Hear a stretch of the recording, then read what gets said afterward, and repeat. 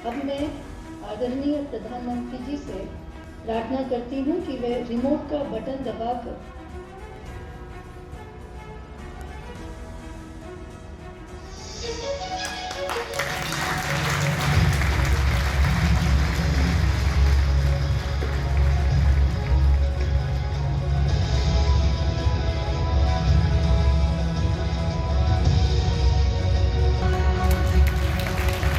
केंद्रीय कृषि राज्य मंत्री कैलाश चौधरी ने आज अजमेर में युवाओं को बांटे नियुक्ति पत्र। नवे राष्ट्रीय रोजगार मेले का एमडीएस यूनिवर्सिटी में समारोह पूर्वक हुआ आयोजन। प्रधानमंत्री नरेंद्र मोदी ने वीडियो कॉन्फ्रेंसिंग के माध्यम से मंगलवार को देश भर के 46 शहरों में एक साथ आयोजित नवे रोजगार मेले के दौरान युवाओं को नौकरियों की नियुक्ति पत्र प्रदान किए। अलग अलग शहरों में लगभग 55,000 से ज्यादा युवाओं को नियुक्ति पत्र प्रदान किए गए। अजमेर में एमडीएस यूनिवर्सिटी के सभागार में हुए नवे राष्ट्रीय रोजगार मेले के आयोजन में केंद्रीय कृषि राज्य मंत्री कैलाश चौधरी ने बतौर मुख्य अतिथि शिरकत करते हुए पात्र चयनित युवाओं को नियुक्ति पत्र प्रदान कर उन्हें शुभकामनाएं दी। कार्यक्रम के पश्चात मीडिया से मुखातिब होते हुए केंद्रीय कृषि राज्य मंत्री कैलाश चौधरी ने राज्य की कांग्रेस सरकार पर निशाना साधते हुए कहा कि 23 सितंबर को जब राहुल गांधी और खड़गे जयपुर में सभा करने आए तो सभागार का हाल आप सब ने देखा होगा। अधिकतर कुर्सियां खाली पड़ी थी, वहीं खड़गे का भाषण शुरू होते ही लोग सभा छोड़कर जाने लगे। ऐसे में मुख्यमंत्री अशोक गहलोत सरकार के रिपीट होने का ख्वाब देख रहे हैं, जबकि पूर्व मुख्यमंत्री सचिन पायलट के ख्वाब में अब भी मुख्यमंत्री अशोक गहलोत द्वारा उन्हें नाकारा और निकम्मा कहने वाले शब्द आ जाते होंगे। जिस तरह से कांग्रेस के राज में पूरे प्रदेश में भ्रष्टाचार, अत्याचार, व्यभिचार बढ़ रहा है, वही सरकार को उखाड़ फेंकने के लिए काफी है। भारतीय जनता पार्टी एक बार फिर कमल के फूल के नेतृत्व में चुनाव लड़कर यहाँ कमल खिलाएगी। उन्होंने सभी युवाओं को शुभकामनाएं प्रदान की। इस मौके पर मेयर, नगर निगम अजमेर, ब्रजलता हाड़ा, एमडीएस यूनिवर्सिटी के वाइस चांसलर सहित कई गणमान्य अतिथि व युवा मौजूद रहे। ये सरकार डिलीट होने वाली है, क्योंकि यही बातें इन्होंने पिछले चुनाव के अंदर भी कहा था।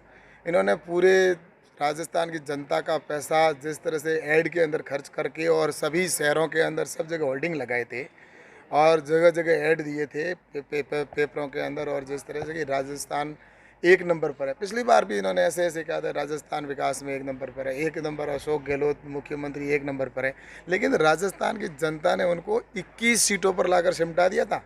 इसलिए ये सिर्फ हवाई बातें हैं, और निश्चित रूप से मैं कहना चाहता हूँ कि ये राजस्थान की जनता पिछले 4.5 पौने 5 साल में जो झेला है, किसान ने जो झेला है, किसान को लाइट नहीं मिल रही है, उसकी फसल बर्बाद हो रही है, चौपट हो रही है, उसके साथ में धोखा किया। आज युवाओं के साथ में धोखा किया, 3500 रुपये का वादा किया, दिया नहीं। इसलिए राजस्थान के अंदर ये जो सरकार है वो निश्चित रूप से डिलीट होने वाली है। सर, सीएम कह रहे हैं कि मैं पद छोड़ना चाहता हूं, लेकिन मुझे कुर्सी छोड़ नहीं रही है। उनको कुर्सी का मोह ही तो है उनके अंदर। इनको तो अशोक जी गहलोत के तो खुद के मंत्री हैं, वो नहीं चाह रहे हैं। उनके साथ में जो उनके विधायक है वो इनको नहीं चाह रहे हैं। ये तो बीच के अंदर जिस तरह से उन्होंने मैनेज करके और उन्होंने सरकार को बचाया, इसी का परिणाम है। राजस्थान के अंदर जिस तरह से इनकी लड़ाई इनके बीच में चली, और उसी का खामियाजा राजस्थान की जनता ने भुगता है। और अशोक गहलोत कुर्सी के चिपके रहना चाहते हैं, और इनके ही मंत्री भ्रष्टाचार की जिस तरह से लाल डायरी लेकर विधानसभा के अंदर आते हैं कि भ्रष्टाचार सबसे चरम पर है, यहाँ पर इनका काला चिट्ठा इसके अंदर लिखा हुआ है, वहाँ पर विधायक के साथ मारपीट होती है। यहाँ की इन्हीं की विधायिका कहती है कि मैं खुद सुरक्षित नहीं हूँ तो मैं दूसरों की कैसे सुरक्षा कर सकती हूँ। इन्हीं का मंत्री हड़ताल पर, धरने पर बैठ जाता है इनके लाइट की वजह से या अन्य कार्यों की वजह से। ऐसा पहली बार मैं देख रहा हूँ कि इन्हीं की मंत्री इनके विरुद्ध में, और इन्हीं के मंत्री सिर मुंडन करवाते हैं और कहते हैं अपने बाल कटवा कर और मुख्यमंत्री जी को भेंट में देते हैं कि मुख्यमंत्री जी आपका ज़मीर मर चुका है, ऐसे भ्रष्ट मंत्रियों को आप लेके बैठे हो। इसलिए कोई आदमी मरता है तो उसके तर्पण करने के लिए कोई आदमी करता है तो वो गंगा में बाल समर्पित करता है। मैं मेरे बाल आपको काट के दे रहा हूँ। इससे बड़ा दुर्भाग्य क्या होगा। इस राजस्थान के अंदर अशोक जी गहलोत को खुद के मंत्री ये वे बोल के कहते हैं कि अब हमारे इस बार सरकार में एक फॉर्च्यूनर में बैठ के इतने विधायक ही जीत कर बड़ी मुश्किल से आएंगे। तो इसलिए राजस्थान इनके विधायक हैं वो भी इनसे परेशान है, तो खुद किस बात की कुर्सी की बात कर रहे हैं। कुर्सी तो इनकी चिपकी नहीं, ये कुर्सी के पीछे भाग रहे हैं, और जनता इस बार इनको कुर्सी के नज़दीक नहीं आने देगी। सर, के अंदर निर्णय होता है कमेटी के अंदर, और जब होगा तो आपके सामने निश्चित रूप से आ जाएगा। और प्रत्याशी जो भी होगा वो कमल का फूल है हमारे लिए।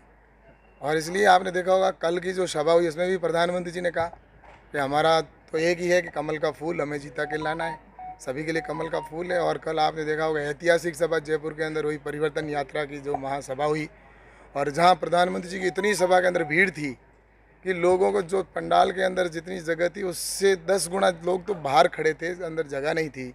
और वहीं उससे 4 दिन पहले राहुल गांधी की सभा हुई इसी जगह पर जयपुर के अंदर, और वहाँ पर उनकी कुर्सियाँ जितनी लगाई थी उसकी आधी से अधिक तो खाली पड़ी थी, और राष्ट्रीय अध्यक्ष जी बोलते जा रहे थे उनके खड़गे जी।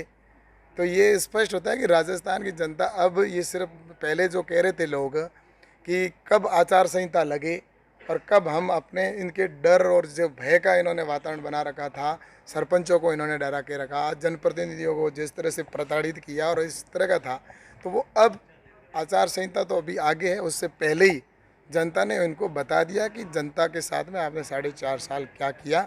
इसलिए सिर्फ चुनाव का इंतजार है। राजस्थान की जनता परिवर्तन चाहती है, राजस्थान की जनता सुशासन चाहती है। जिस तरह से पिछली बार वसुंधरा राजे जी की सरकार में राजस्थान 1 नंबर पर था, ऐसा ही आने वाले समय पुनः आगे बढ़े।